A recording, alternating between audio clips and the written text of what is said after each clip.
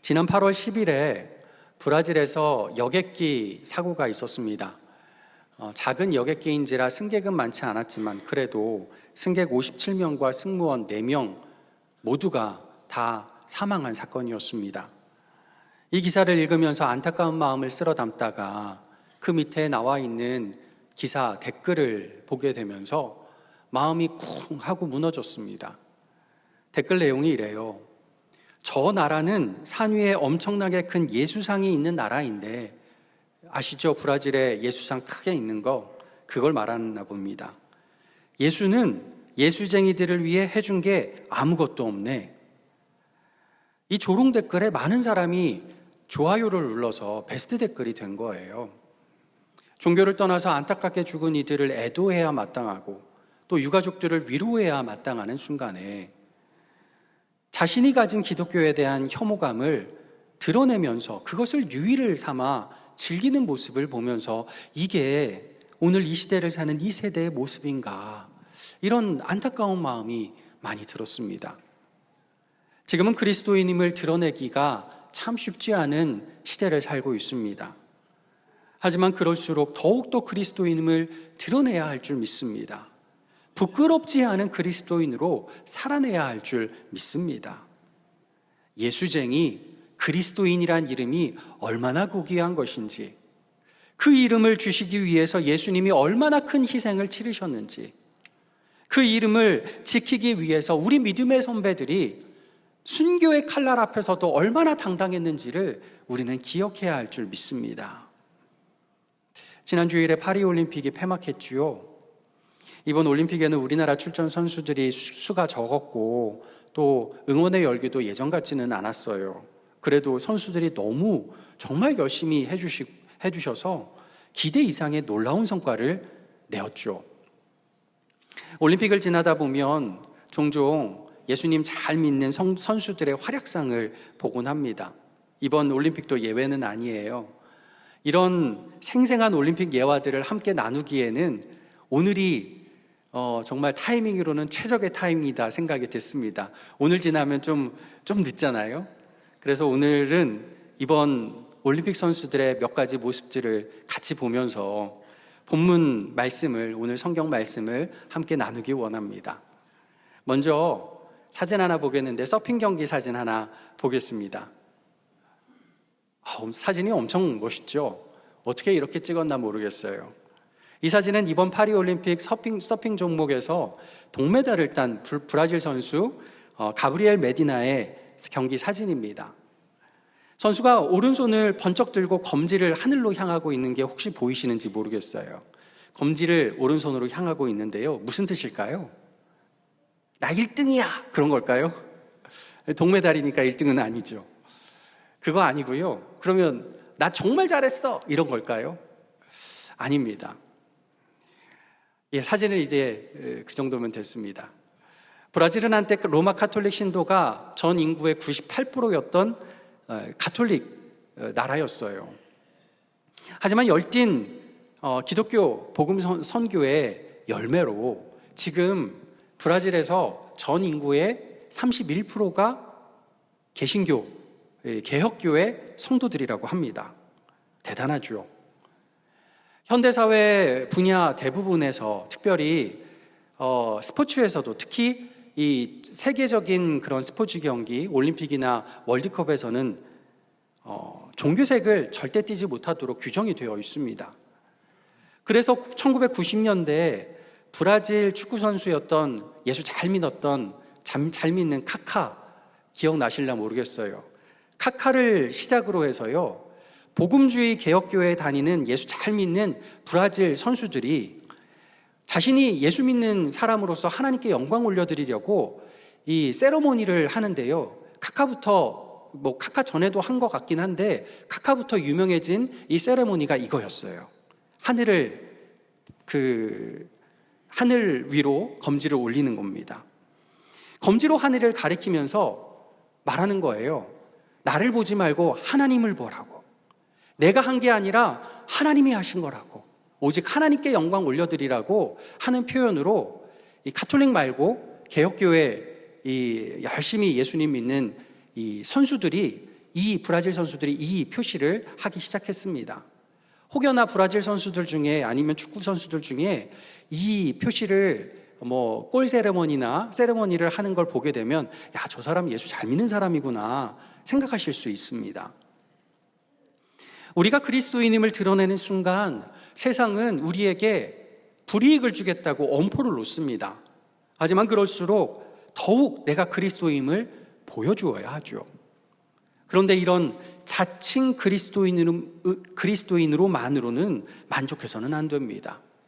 한국교회 성도들이 자칭만 하고 삶은 안 그러니까 지금 이 순간 그리스도인이란 이름이 이렇게 부끄럽게 전락하고 말았죠.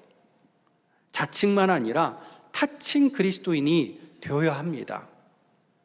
세상 사람들이 우리를 볼 때 너 참 그리스도인이구나 일컬음 받아야 할 줄 믿습니다.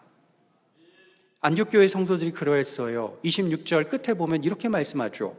비로소 그리스도인이라 일컬음을 받게 되었더라. 오늘은 이들이 어떻게 그리스도인이라 일컬음 받게 되었는지를 함께 세 가지 점으로 살펴보면서 은혜를 나누고자 합니다.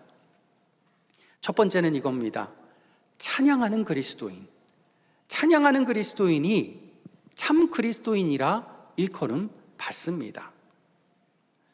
파리 올림픽이 열리던 주일에 선수촌 야외 뜰에서 사부로 드리는 찬양이 울려 퍼졌습니다. 이를 들은 각국 선수들은요, 종교와 상관없이 감동을 받았다고 해요. 그래서 요즘 젊은 친구들은 그런 일이 있으면 뭐 하죠? 핸드폰부터 들어서 막 찍잖아요. 그래서 많은 타국의 선수들이 핸드폰을 들어서 그 장면을 찍고 또 사진으로 영상으로 찍어서 자기 SNS에 많이 올렸습니다. 이번 올림픽에서 은메달을 따는 피지의 럭비 대표 선수들이었어요. 이들이 주일날 예배드리기 위해서 이 로비에 같이 모여서 자기들의 하나님께 올려드리는 예배를 드렸던 겁니다. 호주의 수구 선수가 찍은 피지 선수들 이 영상이 60만 회를 이게 그 조회수를 넘겼는데요. 한번 보도록 하겠습니다.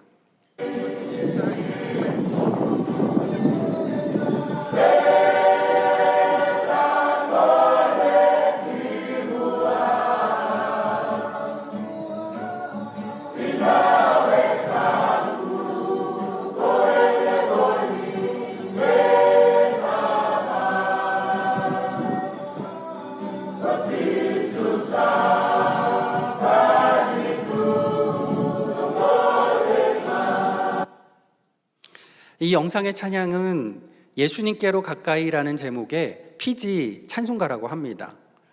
주님을 신뢰하면 그가 길을 인도할 것이라는 가사를 담고 있다고 해요. 피지 감독이 그러기를요, 선수들 모두가 신앙 안에서 똘똘 하나가 되어서 훈련 기간 내내 매일 누가 시킨 것도 아닌데 함께 모여서 예배하고 기도하고 찬양했다고 해요. 그리고 선수촌에 와서도 또 함께 모여서 예배하고 찬양하는 일들을 계속했다고 합니다. 자기 삶의 자리에서 신실하게 찬양하는 사람은요, 세상의 모욕이나 질타가 아니라 세상의 칭찬을 받고 세상 사람들에게 감동을 줍니다. 무엇보다 하나님께 영광 찬양을 올리면 하나님이 가만 계시지 않고요, 하나님 옆자리에 우리를 초대해 주십니다. 함께 영광 받자 말씀하세요. 유대인들의 신앙관에서 보면 하나님의 구원은 오직 선택받은 이스라엘 민족, 이스라엘 백성만으로 한정되어 있었습니다. 이걸 깨는 사건이 일어났는데 그게 사도행전 10장 말씀, 오늘 본문 앞장입니다. 성령님의 지시에 따라서 베드로는 이방인이자 로마군의 장교였던 고넬료의 집에 초청받아서 고넬료와 또 이방 그들 앞에서 예수 복음을 전합니다. 그 말씀을 들은 이방의 모든 사람들, 고넬료 식구들이 다 성령의 충만함을 받아요.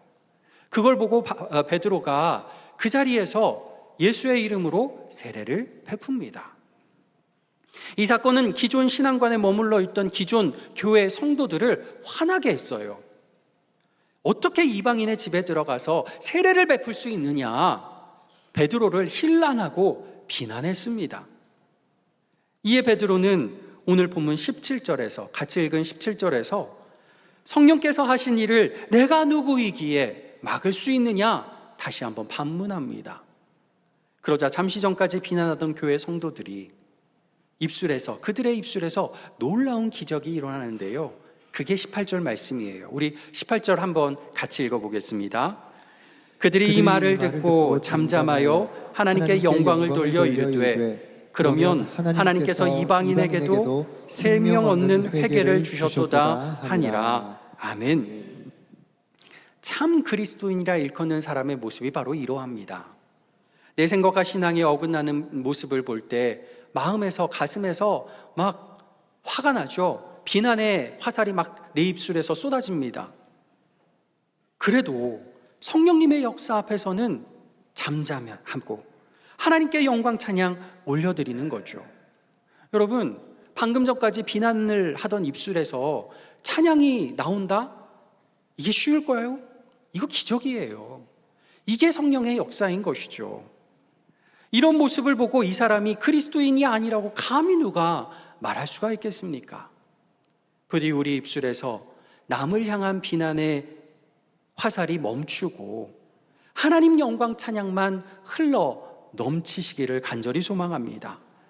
그리하여 그리스도인이라 일컬음 받게 되는 저와 여러분 되기를 예수님의 이름으로 간절히 축복합니다. 두 번째입니다. 전도하는 그리스도인입니다. 전도하는 그리스도인이 참 그리스도인이라 일컬음 받습니다. 유도 경기 사진 하나 보겠습니다. 유도 경기 사진 띄워주시면 감사하겠습니다. 네, 동메달 결정전이 치러진 직후에 찍힌 사진입니다.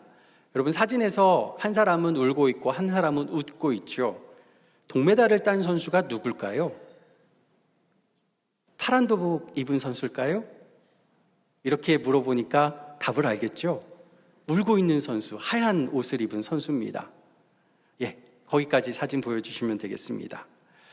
7월 28일 여자 52kg급 유도 경기에서 브라질의 라리사 피멘타 선수, 하얀 옷 입었던 선수가 이탈리아의 오데테 주프리다 선수, 파란 옷 선수를 이기고 동메달을 따게 됩니다. 두 사람은 친구였던지라요, 시합에서 이긴 브라질 선수가 기쁨과 미안함을 교차하면서 울음을 터뜨렸어요. 그때 승리를 축하하러 제일 먼저 찾아온, 그리고 다독여준 사람이 다름 아닌 이 이탈리아, 이 시합에서 진 선수입니다. 몇 년 전에 브라질로 원정 경기를 왔던 이탈리아의 오데테 선수가 이 브라질 선수 라리사를 만나게 되었는데, 라리사는 예수 잘 믿는 개혁교회 다니는 이 예수님 잘 믿는 선수였어요. 그때 라리사가 이 오데테에게 예수 복음을 전했어요. 전도해서 이 오데테가 예수님을 믿게 된 거예요. 브라질 왔다가. 그때부터 두 사람이 친한 친구가 되었다고 합니다. 이 사진에서요, 오데테는 비록 메달은 따지 못했지만 친구의 승리를 축하해 주면서 주저앉아 울고 있는 친구에게 귓속말로 그랬다고 해요. 이 사진 속 장면에 귓속말이 어떤 거였냐면요, 우리 하나님께 모든 영광을 올려드리기로 했잖아. 지금이 바로 그때야. 일어나자. 멋지지 않습니까?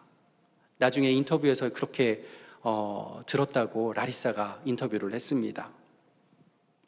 스포츠 선수들에게 올림픽의 메달은 가장 큰 영광입니다. 하지만 라리사에게 전도받아 예수를 믿게 된 오데테는요, 깨달았어요. 올림픽 메달보다 더 큰 영광이 있으니 그것은 전도받은 은혜, 구원받은 은혜라는 사실이죠.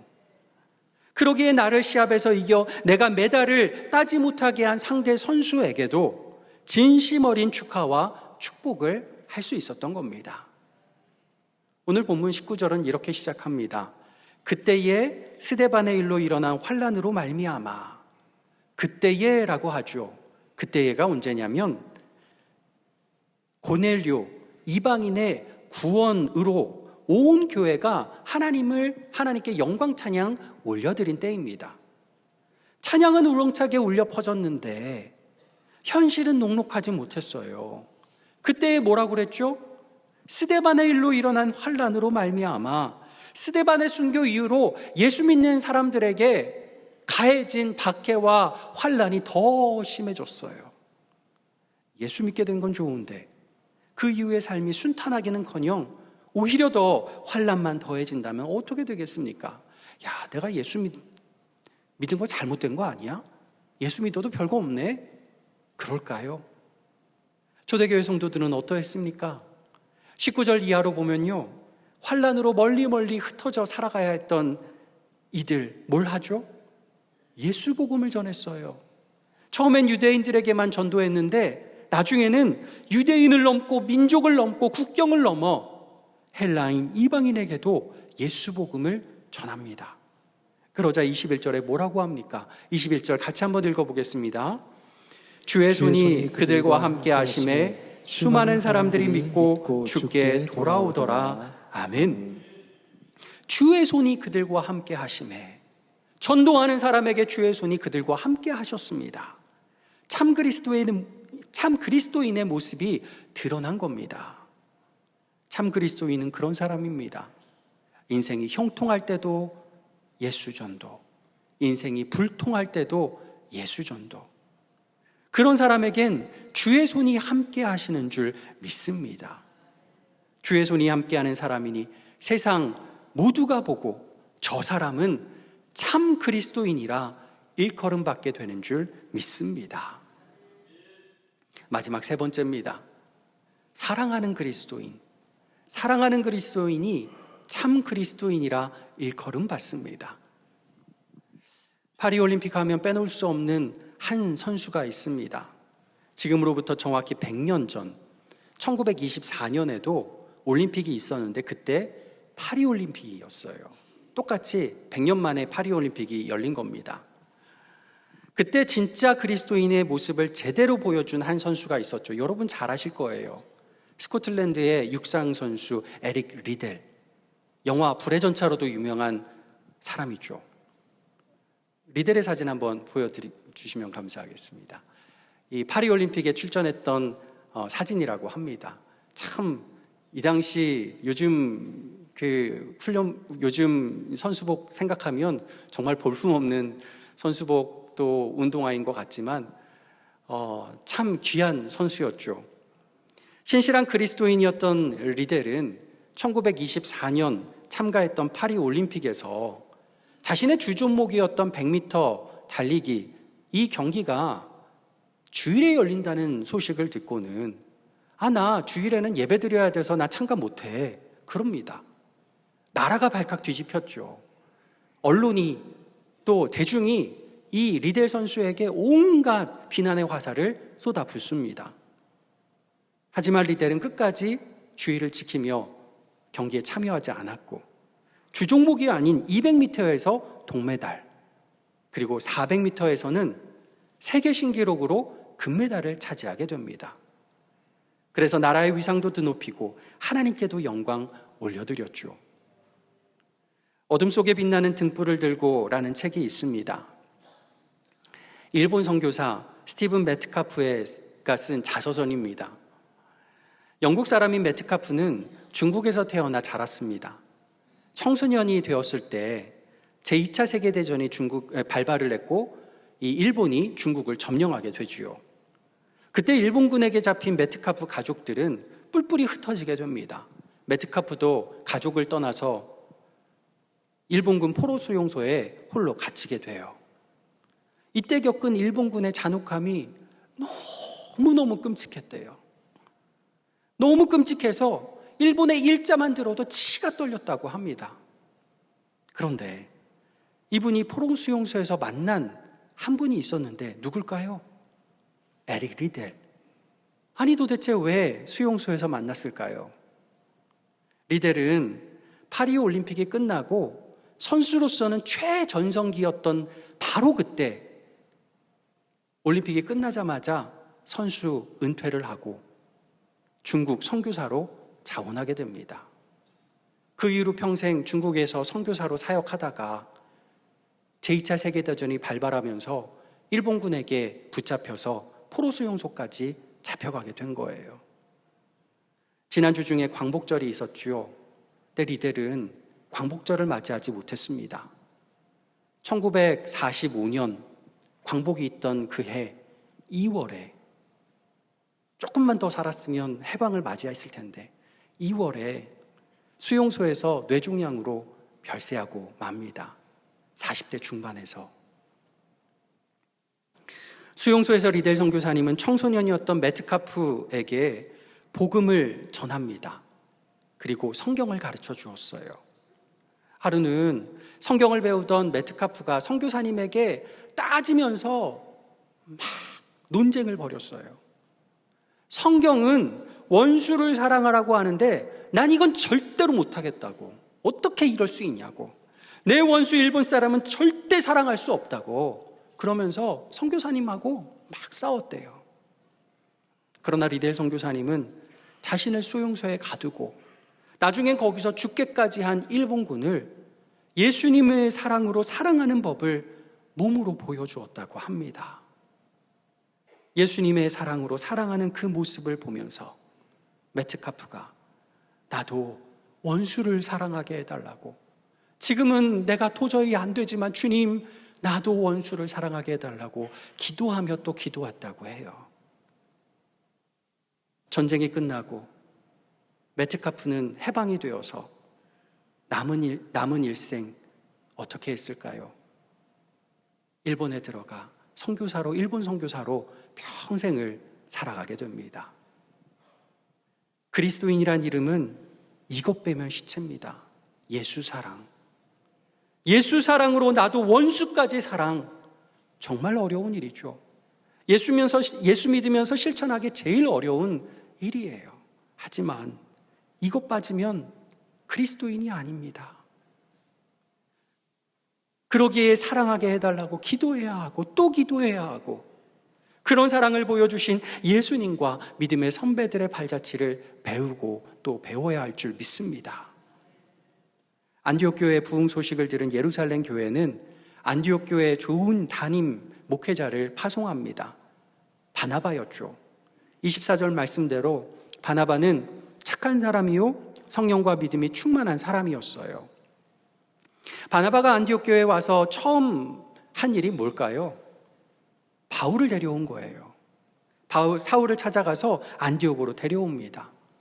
그와 함께 안디옥에서 말씀을 가르치니 그제야 비로소 뭐라고요? 26절 끝에 뭐라고 그러죠? 제자들이 안디옥에서 그제야 비로소 뭐라고요? 그리스도인이라 일컬음을 받게 되었습니다. 바나바가 사울을 데려온 건요, 파격 중에 파격이었어요. 사울은 얼마 전까지 예수 믿는 사람들을 잡아오게 가두고 죽이던 사람이에요. 지금 교회가 환난을 당한 그 스데반 순교 사건을 일으킨 원흉입니다. 사울이 잡아오게 가두거나 죽인 사람 중에 내 가족, 내 일가 친척이 있을 수도 있어요. 그런 그가 예수 믿었다고 다 용서해주고 교회 공동 목회자로 받아들인다? 난 절대 받아들일 수 없어. 난 절대 용서 못해. 난 사울의 사자만 들어도 치가 떨려 하는 사람이 꽤 많았을 거예요. 그런데 26절 중반절에 뭐라고 그러죠? 둘이, 바나바와 사울이 교회에 1년간 모여있어 큰 무리를 가르쳤고, 이런 사람의 가르침을 받고 있는 거예요. 이게 진짜 원수도 사랑하는 예수 사랑 아니겠습니까? 이런 사랑이 흘러넘치니 그제야 비로소 세상 사람들이 교회 성도들을 보면서 그리스도인이라 일컬어지는 겁니다. 여러분, 우리도 참 그리스도인이라 일컬음 받기를 소망합니다. 자칭 그리스도인으로만 머물지 마시고 타칭 그리스도인 되기를 소망합니다. 더 나아가서 하나님이 인정하시는 그리스도인 되기를 간절히 원합니다. 그러기 위해서 오직 하나님께만 영광 찬양 올려드리고 때를 얻든지 못 얻든지 예수 복음을 전하고 누구라도 원수까지도 예수님의 사랑으로 사랑하기를 간절히 소망합니다.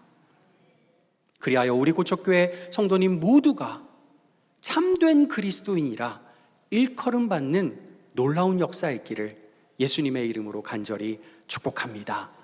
기도하겠습니다. 아버지 하나님, 오직 하나님께 영광 찬양 올려드리게 하시고,